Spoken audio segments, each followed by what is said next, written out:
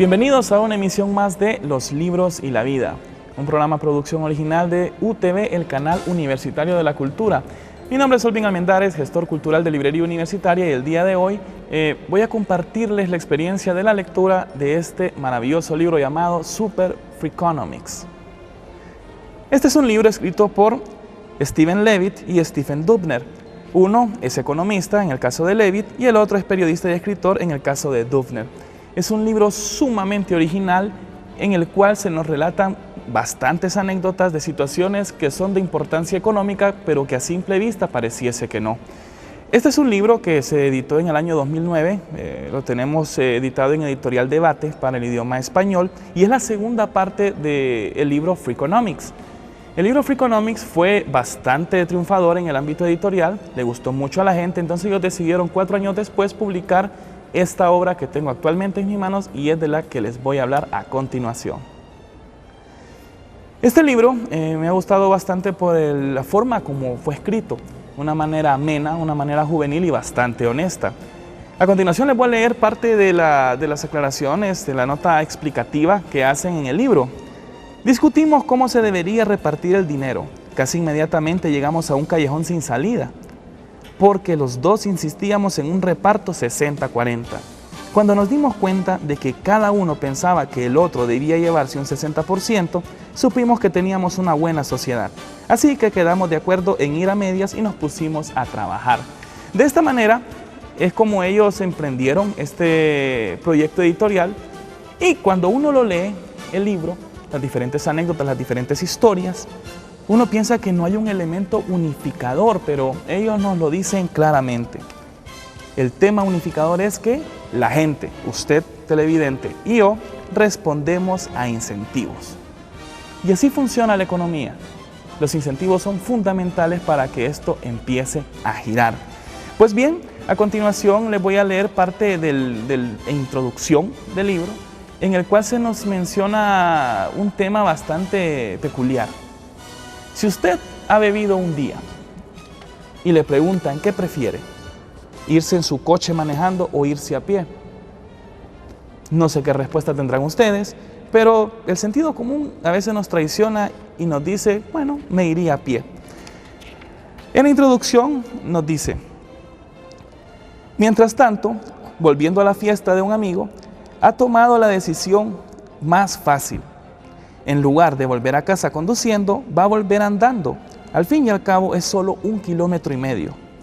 Busca a su amigo, le da las gracias por la fiesta y le cuenta el plan. Él aplaude su buen juicio de todo corazón. Pero ¿debería hacerlo? Todos sabemos que conducir borracho es sumamente peligroso. Pero ¿qué me dice de caminar borracho? ¿Es tan fácil esa decisión? Veamos algunas cifras. Cada año, más de 1,000 peatones borrachos mueren en accidentes de tráfico. Se bajan de las aceras en las calles de las ciudades, se tumban a descansar en carreteras rurales, se lanzan como locos a cruzar autovías muy transitadas. Comparado con el número total de personas que mueren cada año en accidentes de tráfico relacionados con el alcohol, unas 13,000, el número de peatones borrachos muertos es relativamente pequeño. Pero cuando decides si vas a andar o a conducir, lo que cuenta no es el número total. La pregunta relevante es esta: en relación con los kilómetros recorridos, ¿es más peligroso conducir borracho o caminar borracho? Y de esta manera va abordando el tema y nos empieza a dar explicaciones de carácter económico. Recuerden, una persona cuando tiene un accidente de tráfico, ¿qué es lo primero que hace? Va a un hospital. ¿Y qué hace en el hospital? Genera gasto. Entonces, de esta manera nos empieza a abordar con temas que realmente no nos habíamos preguntado. No sé si ustedes como televidentes alguna vez se habían hecho esa pregunta. Pues bien, de eso va el libro y toca temas muy interesantes. A continuación les voy a leer algunos de los capítulos. Los títulos de los capítulos son bastante originales para que vean más o menos cómo aborda las temáticas. Capítulo 1. ¿En qué se parece una prostituta de la calle a un Santa Claus de grandes almacenes? Otro capítulo se llama ¿por qué los terroristas suicidas deberían contratar un seguro de vida? Hay otra, y este es uno de mis capítulos favoritos: la cosa tiene arreglo y es fácil y barato. Otro capítulo se llama ¿qué tienen en común Al Gore y el Monte Pinatubo? Este libro se aborda de diferentes puntos de vista bien acuciosos, bastante interesantes. Y en el caso del primer capítulo nos empieza a hablar sobre el tema de la prostitución, un tema que se ha abordado de manera tabú, pero que es importante abordarlo desde la academia. Y aquí ellos recurren a investigaciones sociológicas en el caso de este tema. Les leeré un fragmento del primer capítulo. A lo largo de la historia ha sido invariablemente más fácil ser hombre que ser mujer. Sí, es una generalización muy grande y sí hay excepciones. Pero desde todos los puntos de vista, las mujeres lo han tenido más difícil que los hombres. Aunque los hombres se encargaban de la mayor parte de la actividad guerrera, la caza y los trabajos de fuerza bruta, las mujeres tenían una esperanza de vida más corta. Algunas muertes eran más insensatas que otras. Entre los siglos XIII y XIV, 1 millón de mujeres europeas, la mayoría pobres y muchas de ellas viudas, fueron ejecutadas por brujería, tras ser culpadas del mal tiempo que destruía las cosechas. Imagínense. Las mujeres han superado por fin a los hombres en esperanza de vida, gracias principalmente a los avances médicos relacionados con el parto, pero en muchos países ser mujer todavía sigue siendo un gran hándicap, incluso en el siglo XXI. En Camerún, a las mujeres jóvenes se les aplanan los pechos, golpeándolas o masajeándolos con un mortero de madera o con una cáscara de coco caliente, para que sean menos tentadoras sexualmente. En China, por fin se ha abandonado la costumbre de vendar los pies después de 1000 años. Las mujeres han superado por fin a los hombres en esperanza de vida, gracias principalmente a los avances médicos relacionados con el parto. Pero en muchos países ser mujer todavía sigue siendo un grave hándicap, incluso en el siglo XXI. En Camerún, a las mujeres jóvenes se les aplanan los pechos, golpeándolos o masajeándolos con un mortero de madera o con una cáscara de coco caliente, imagínense el dolor, para que sean menos tentadoras sexualmente. En China, por fin se ha abandonado la costumbre de vendar los pies, y esa costumbre estuvo durante 1000 años. Pero las niñas todavía tienen muchas más probabilidades que los niños de ser abandonadas después de nacer y de ser analfabetas o de suicidarse. Y las mujeres de la India rural, como decíamos antes, siguen enfrentándose a la discriminación en casi todos los aspectos. Ahora, sin embargo, hay un detalle muy importante. El mercado laboral de las mujeres que han dominado siempre ha sido la prostitución. En un momento les voy a terminar de contar la anécdota y a lo que iban los autores de este libro respecto a este tema.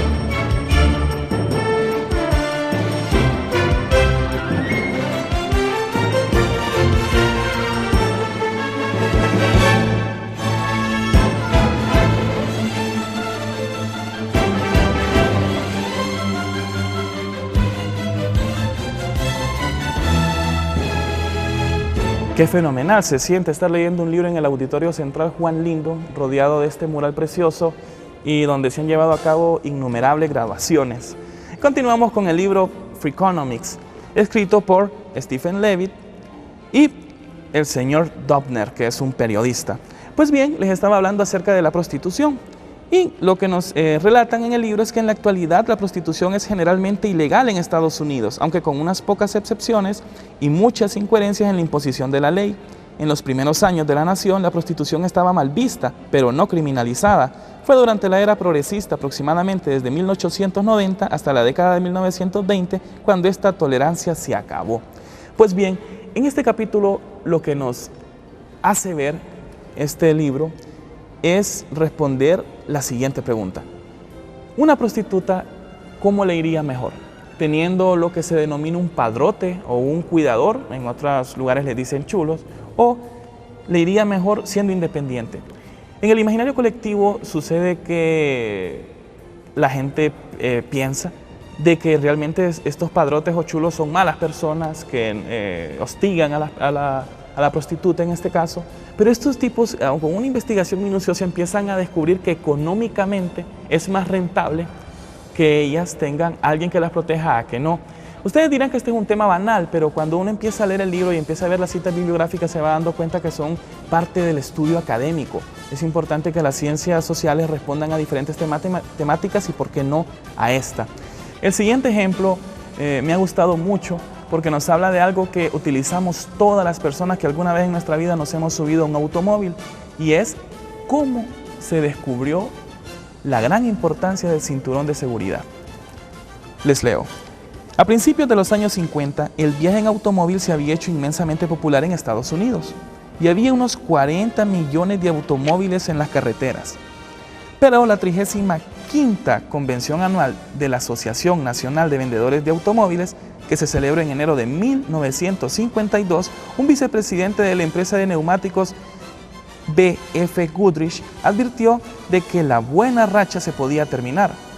Decía: si la tasa de mortalidad continúa subiendo, dañará gravemente la industria del automóvil, ya que mucha gente dejará de conducir. Era un tema agobiante. Recuerden que los carros en los años 50 se hacían de un tipo de metal bastante duro, bastante resistente, entonces los impactos traían consecuencias terribles a las personas que iban adentro. En 1950 murieron en Estados Unidos casi 40.000 personas en accidentes de tráfico. Es aproximadamente la misma cantidad que muere ahora, pero una comparación directa sería engañosa, porque entonces se recorrían mucho menos kilómetros y la tasa de mortalidad por kilómetro era 5 veces mayor que en 1950. ¿Por qué moría tanta gente entonces? Empezaron a hacer diferentes propuestas de por qué la gente moría tanto. Al final entra en escena un tipo que tiene bastante importancia en la historia de las guerras y en la historia del siglo XX, que es Robert McNamara. Ahora se le recuerda sobre todo como el muy vituperado secretario de Defensa durante la Guerra de Vietnam. Una razón de que vilipendiaran tanto a McNamara era que tendía a tomar decisiones basándose en análisis estadísticos y no en emociones o en consideraciones políticas. McNamara fue muy despreciado por la ola hippie, por toda la gente del movimiento pacifista en Estados Unidos, y tuvo bastante relevancia en la historia de esta guerra nefasta que fue la Guerra de Vietnam.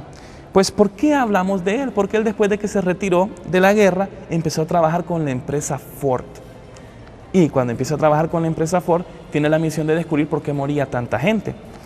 Entonces, él empezó a investigar y le encargó a unos investigadores de la Universidad del Centro Aeronáutico de Cornell, que estaban evitar estas muertes y estaban pensando qué se podía hacer. Entonces, llegó una idea genial, y es darse cuenta que en los aviones se utilizaban estos cinturones por el diferente movimiento que tiene el avión, y lo quiso aplicar a los automóviles. Se dio cuenta de que la mejor solución era más simple en el caso de disminuir las muertes. En lugar de preocuparse por dónde chocaría la cabeza de un pasajero cuando saliera lanzado en un accidente, ¿no sería mejor impedir que saliera lanzada? McNamara sabía que los aviones tenían cinturones de seguridad. ¿Por qué no los coches?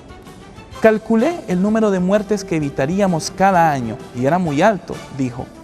Esto no costaba prácticamente nada y no era nada difícil ponerlos.